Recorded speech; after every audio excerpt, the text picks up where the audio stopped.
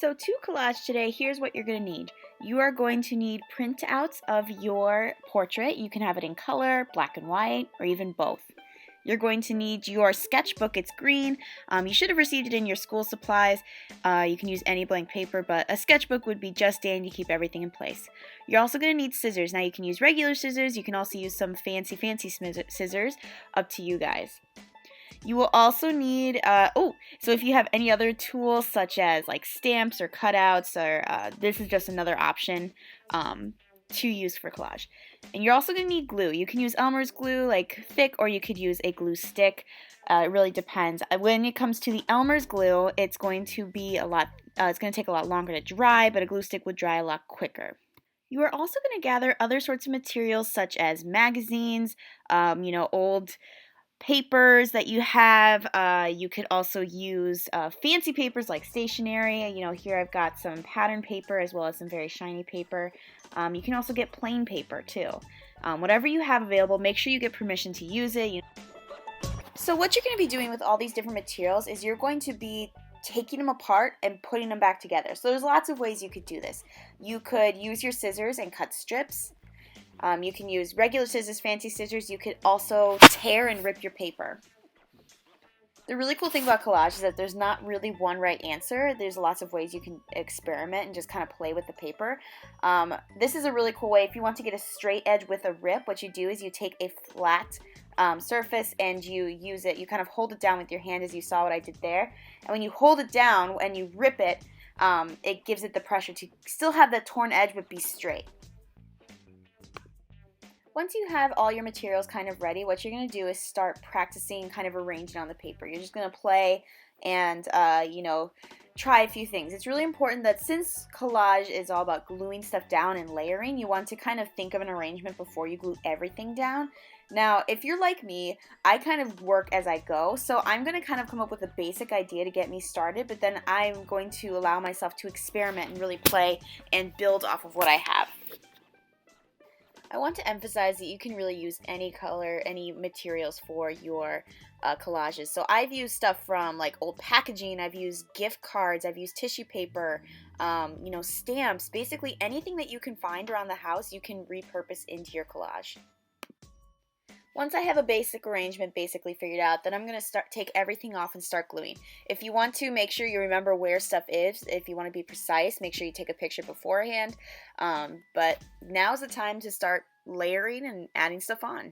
While you're doing your collage, you want to think about layers. You also want to think about scale. So think about about having big pieces, about having small pieces, about having medium pieces, and how that can all fit in between. Because with the more variety that you have in your work, the more visual interest that it's going to bring to your final collage. When you are collaging, I want you to notice that you don't have to put together your self-portrait again. You're not taking it apart just to put it back together again. You can in certain places. As you can see, I'm kind of playing with the black and white and the color in one area, but it's really up to you. You can completely dismantle your self-portrait and put it together how you see fit.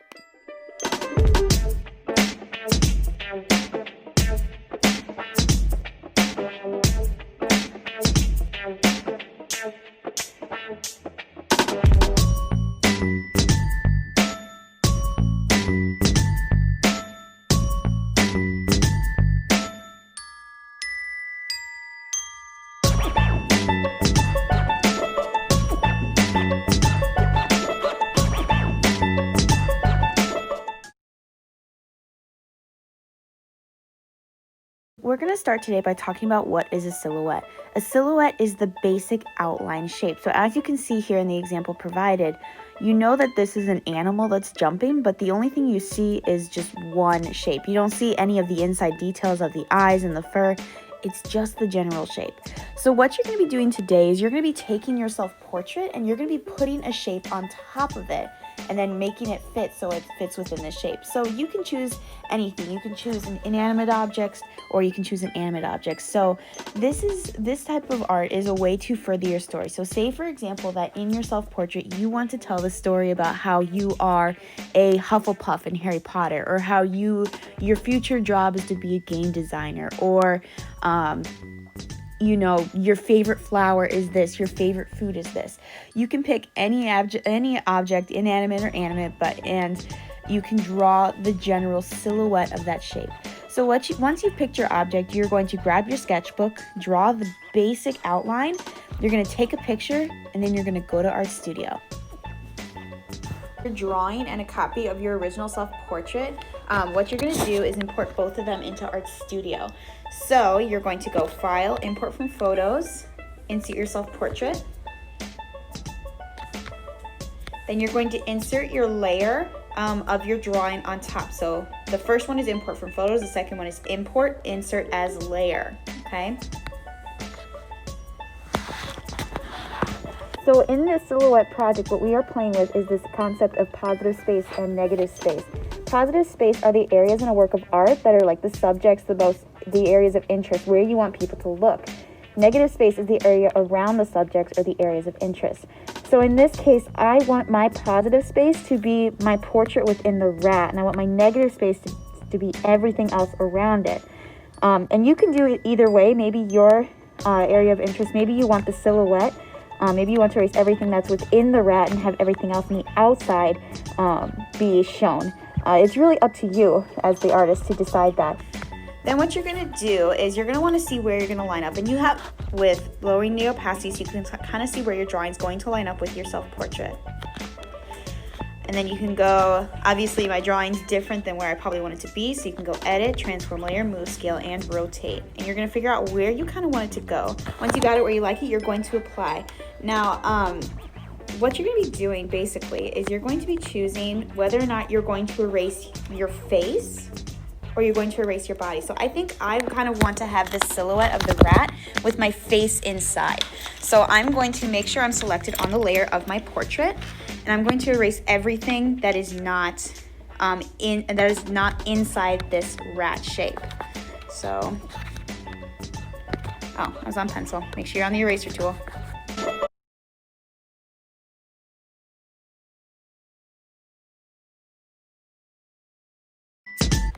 So once you have everything erased from your drawing, from your outline, what you're then going to do is you're going to remove the layer of your drawing. And then what you're left with is this really cool silhouette of what once was your Art Studio portrait.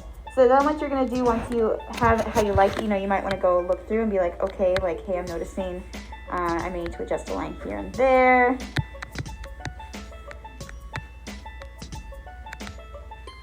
Always check your work before you move on to finish off.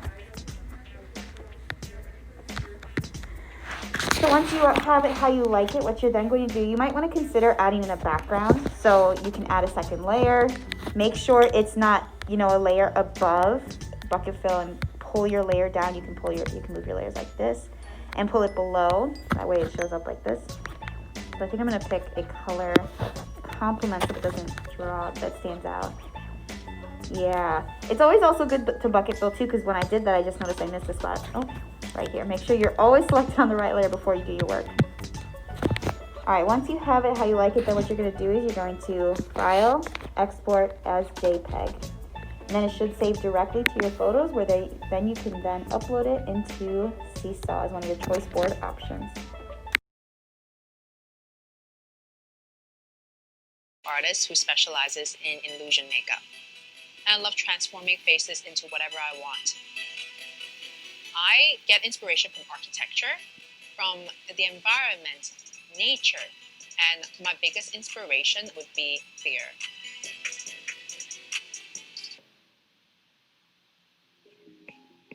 I grew up in Macau. The educational system there is quite intense. As an Asian child, I also felt like I didn't want to disappoint my family. I knew that I was creative, but I never thought art would be a career. I was a preschool teacher for 3 years. Even though I love children, it did not make me completely happy. As soon as I started doing makeup and I paint these things that I see in my head out, I realized that I don't dream about them anymore. So I feel like makeup heals me, and it's also a blessing in disguise, because I end up seeing things that nobody has ever seen before.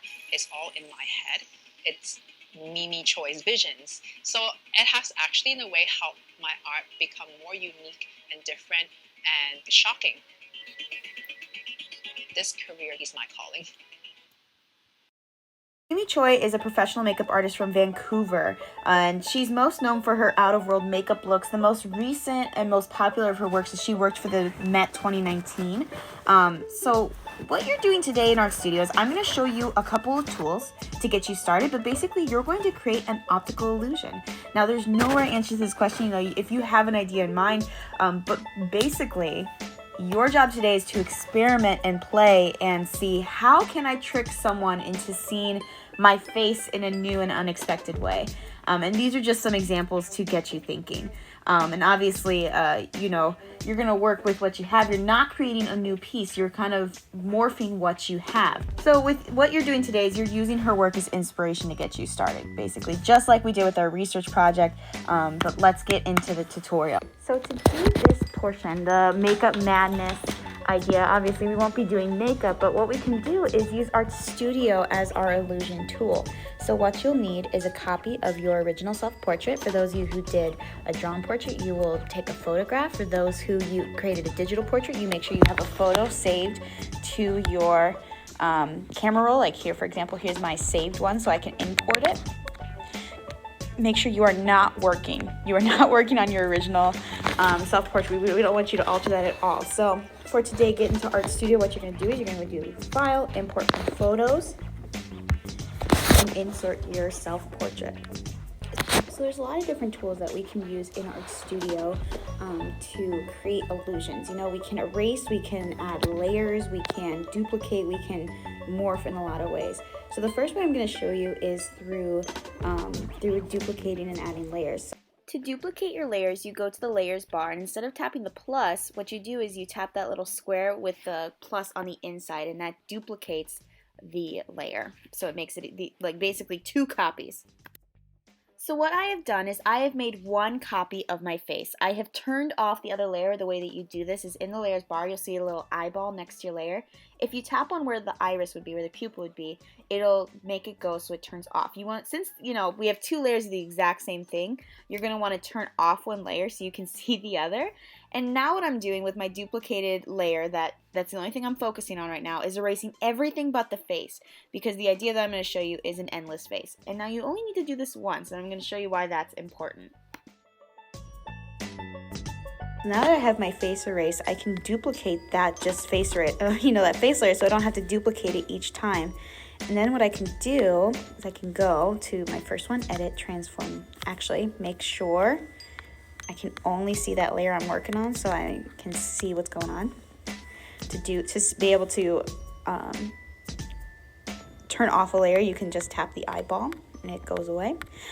So I'm going to go Edit, Transform Layer, Move Scale, Rotate, and I think I'm going to kind of pull it in a bit. Then I'm going to go to my next layer. I'm going to keep the eyeball on, turn on the eyeball for my next layer, Edit, Transform Layer, Move Scale, Rotate, and try and fit it within that other mirror.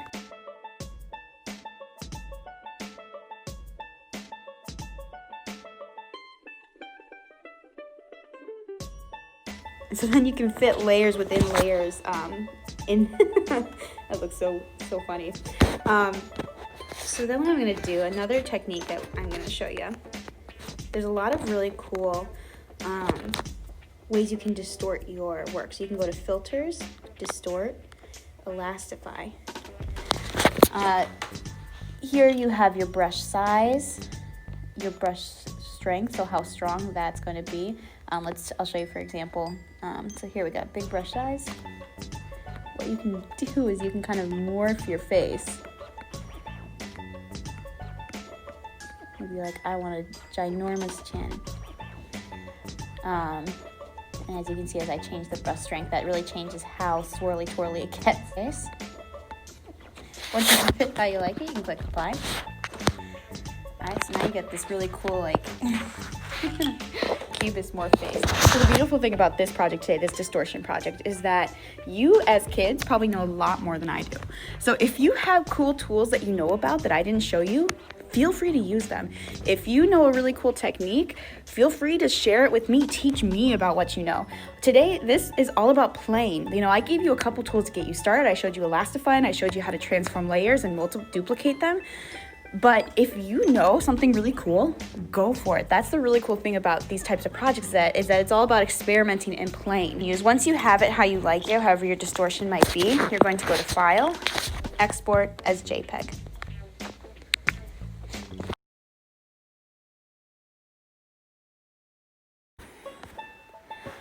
The Thatcher Effect was discovered by the vision scientist Peter Thomson of the University of York, UK, about 35 years ago. This effect helped us understand how we process and understand faces. Did you know that one of the first things that we recognize as infants is faces? It's literally programmed into our DNA because faces are so important for our survival. So what the Thatcher Effect found is that the face perception neurons of your brains, the ones that are processing what's actually going on in a picture, recognize isolated facial features of the eyes and mouth being correct. So as we see here in this picture of Adele, we know that for a fact that the mouth is not above the eyes and the eyes are not above, this is not the correct place, but because they've been switched around and we kind of understand this picture, our brain is perceiving this as being correct. So when we actually turn it around, you're like, that looks absolutely ridiculous. So it's just this really cool trick of the brain that basically was discovered by this scientist. The brain is such a wondrous thing, and it's really important that even as artists that it's really cool to see this melding of science and perception.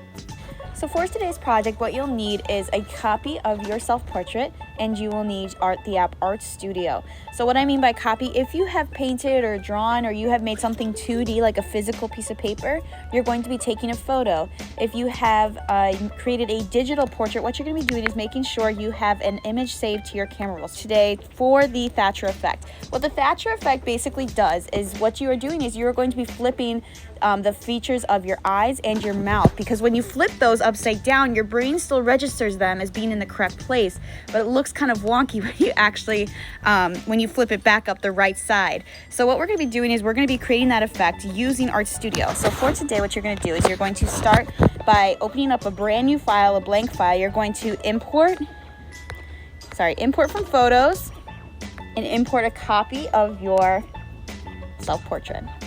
Then what we're going to do is we're going to duplicate 3 different layers for each of your body parts. So a layer for your right eye, a layer for your left eye, and a layer for your mouth, because you're going to be flipping all 3, but it's going to look wonky if you try to flip all 3 on one layer. So the way to do this is you're going to go to your layer bar and you're going to create 3 copies. Now you don't click the plus button to add a layer, but you click the one right next to it with the square and plus on the inside. This is how you duplicate your layer. You're going to have now 4 different layers that you're working with.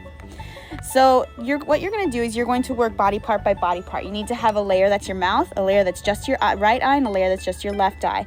In order to view this, because these are all the same thing, right? You're like, I don't know what I'm erasing. So what you're going to do is you're going to see on this little thing right here, you got the eyeball. You can tap on it, and it will not view it anymore. And it disappears. So all you can see is that layer that you're working on. So you can do this either way. I think I'm going to do, this is going to be my original. I'm not going to touch that. And I'm going to erase everything but the mouth on this layer, everything but one eye on this layer, and everything but the other eye on this layer.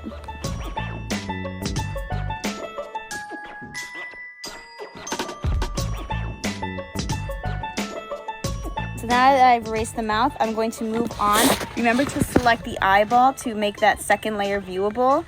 And that's the only layer you should be seeing. And now I'm going to erase everything but one of my eyes.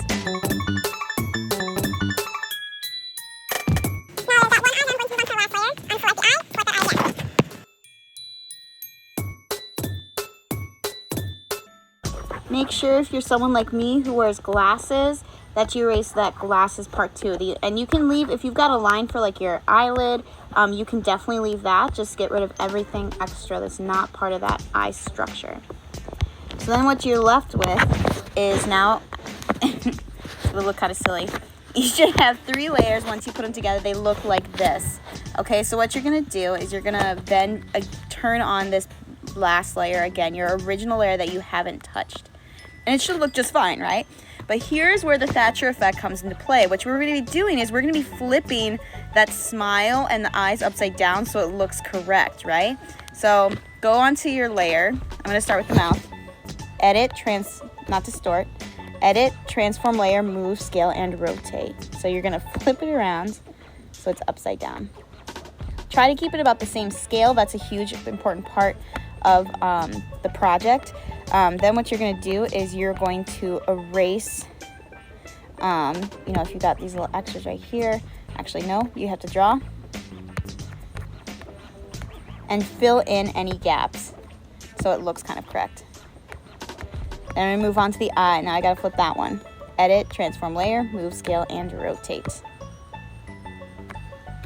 And as you can see, like, you got to make sure you have everything lined up where it's supposed to be.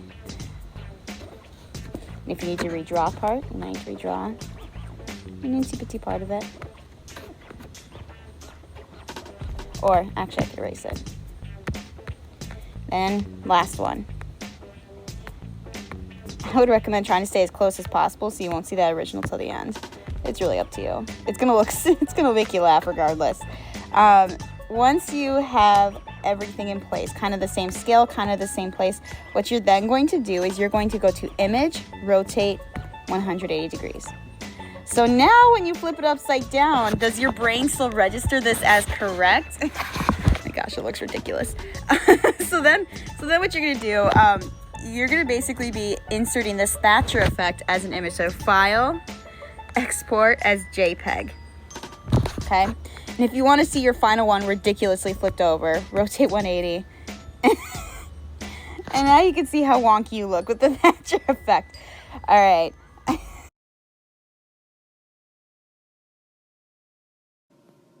Hello, 4th grade. We are on our final day of photo editing. Today, what we're going to do is we're going to use the app Darkroom to edit our photos. When you import a picture, if you look over here on the right-hand side, we're going to start using some of these tools to try some different editing.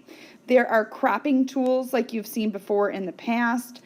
This particular tool here, the second one, this one changes your filter just like you would have if you were inside of just regular camera, changing filters. So you might want to pick one of these out. Maybe I'm going to choose this A210 here.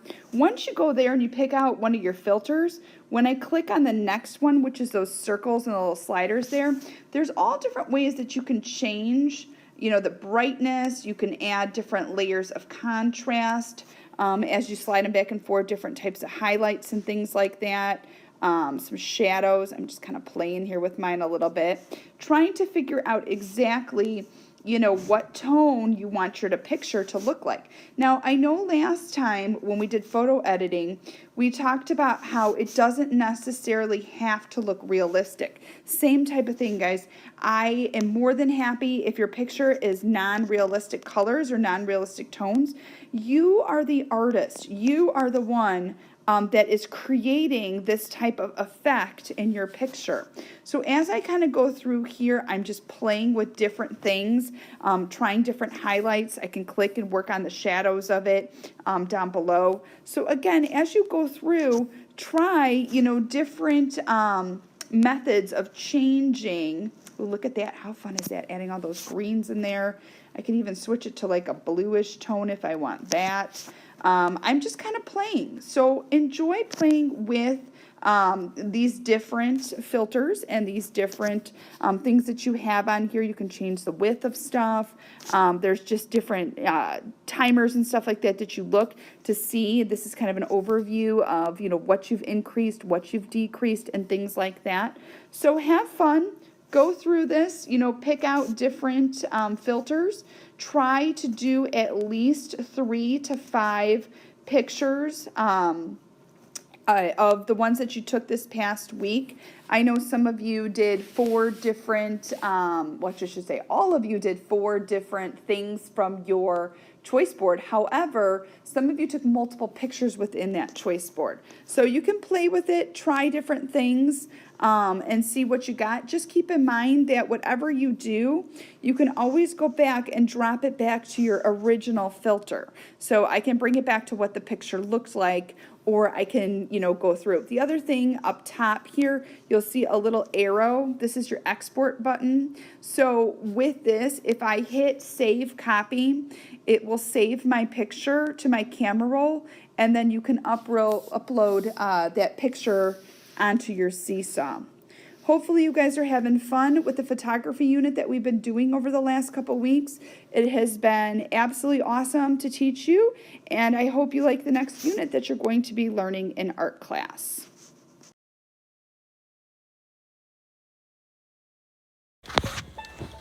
So for this project today, what you're going to be doing is you're going to be transforming your image into a impressionist piece. Now, if you already kind of use these wavy techniques like Van Gogh uses, I know a lot of you have chosen Van Gogh as your inspiration, you may want to try this effect before you even mess with your portrait. It'd be pretty cool to see how it works. Van Gogh, in his work, he was known for his movement. So what was really cool about his work is that with his brushstrokes, he captured this idea of movement. And with this optical illusion, it's going to look as if your piece is moving and morphing. Now you can try, I would recommend trying it without messing with it. I would recommend trying it after you mess with it as well. So what we're going to do today is you're going to go to the app Art Studio. You will want to copy a copy of your art piece. So if you made a 2D piece, you're going to want to take a picture. If you have made a digital piece, make sure you saved a copy. You should not be working on the original. To import, you're going to go File, New. Make sure you save if it's something you're dedicated to. You're going to go File, Import from Photos, and you're going to put either your picture or your saved file of your original self-portrait. So then what you're going to do is there's this really cool tool on Art Studio. You're going to go to Filters, Distort, Elastify. Now this is why we want you to do a copy, because we don't want you to mess with your original at all and possibly lose it. So what you're going to do, you'll see you got brush sizes and brush strength. So what this tool kind of does is it lets you morph and move. You can change up see if you change up the brush size, it really dramatifies it. But you're just gonna play, make it all swirly like an impressionist piece. I would recommend trying to keep your face, I already kind of made it kind of crazy. I would recommend trying to keep your face as, I'm gonna cancel. What's gonna be really cool is if you keep your face as normal as possible and you kind of mess with the stuff on the outside, that's what's gonna really add your piece. Now, there's no right or wrong way to do this at all. You can try this a few times, but what you're gonna do is you're gonna basically just kind of mess and morph. Once you have, what I'm kind of doing with my pen, you can't really see, is I'm doing kind of circular, like swirly motions to kind of mimic that impressionism look. Once you have it how you like it, you're going to apply. Now here's where it gets tricky. You might want another device to do this. You're going to watch this, I'm going to include it in the video. You're going to watch this optical illusion, this moving, hypnotizing thing for 30 seconds. After you've watched it for 30 seconds, you're gonna look back at your piece and it's going to be kind of crazy. What this optical illusion is doing is tricking your brain into processing your images differently, which is it's just astounding to see, look at this face, look at this before. Think about what it looks like. Now when you look at the optical illusion, how is that gonna change? Since we are posting this into Seesaw, here's what I recommend doing. You're gonna go to File, Export as a JPEG. It's gonna save to your camera roll. When you upload to Seesaw, make sure you tell us which option you chose. Now you should be already doing this in the template, but make sure you put, I'm going to be doing the Van Gogh. I tried the Van Gogh illusion on this portrait. So then other people, when you can post it to the blog, they can try it out too, okay? We can't wait to see what you come up with.